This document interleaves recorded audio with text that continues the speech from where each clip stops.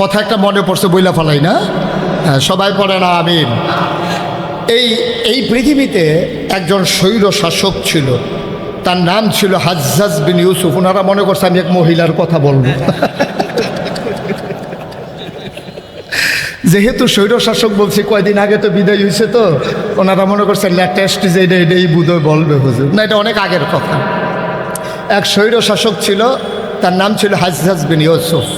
এই মানুষটা অনেক আলেমকে হত্যা করেছে, মসজিদ ভেঙে ফেলেছে, সাধারণ মানুষের উপর অত্যাচার করেছে, নির্যাতন করেছে, নিপীড়ন করেছে।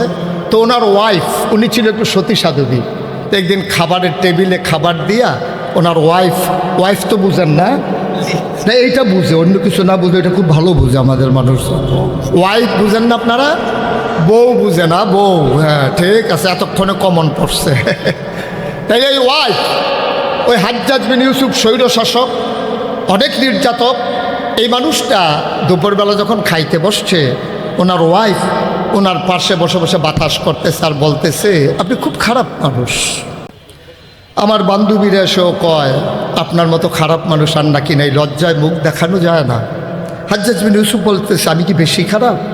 কয়, আপনি কি ভালো না খারাপ? একদিন ছদ্মবেশে টাঙ্গাইলের রাস্তায় হাঁটলেই তো টের পাইবেন কেমন খারাপ।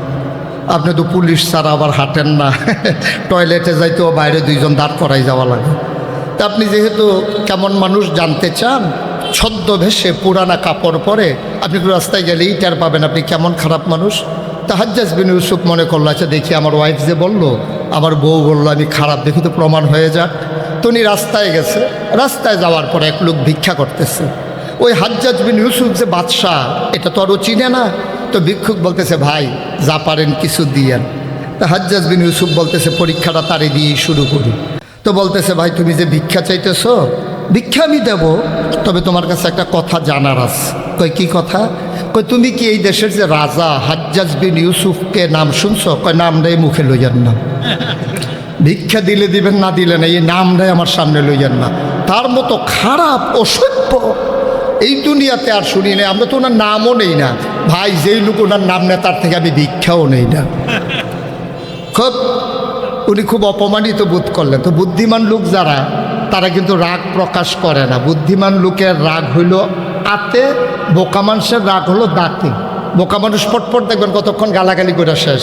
আর বুদ্ধিমান যারা, তারা কায়দায় টেকনিকে কাজ করে।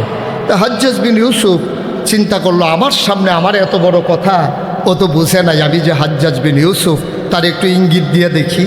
তখন ভিক্ষুককে বলতেছে, আচ্ছা শোনো, তুমি যে বললা এই দেশের রাজা খুব খারাপ, আচ্ছা হাজ্জাজ বিন ইউসুফ স্বয়ং তোমার সামনে দাঁড়াইয়া যদি তোমারে জিজ্ঞেস করে মানুষটা কেমন, তখন তুমি কি বলবা?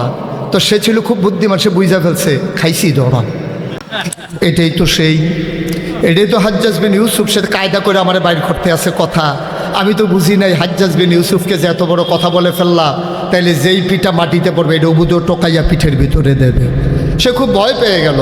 এখন তো সে বুঝে ফেলছে যে হাজ্জাজ বিন ইউসুফ সামনে দাঁড়িয়ে আছে। সে মুচকি হেসে কয়, আপনি যদি মনে করেন হাজ্জাজ বিন ইউসুফ আমার সামনে এসে দাঁড়াইয়া জিজ্ঞেস করে লোকটা কেমন, তখন আমি বলবো সপ্তাহে আমার 2 দিন মাথা খারাপ থাকে, আজকে প্রথম দিন যাইতে আছে।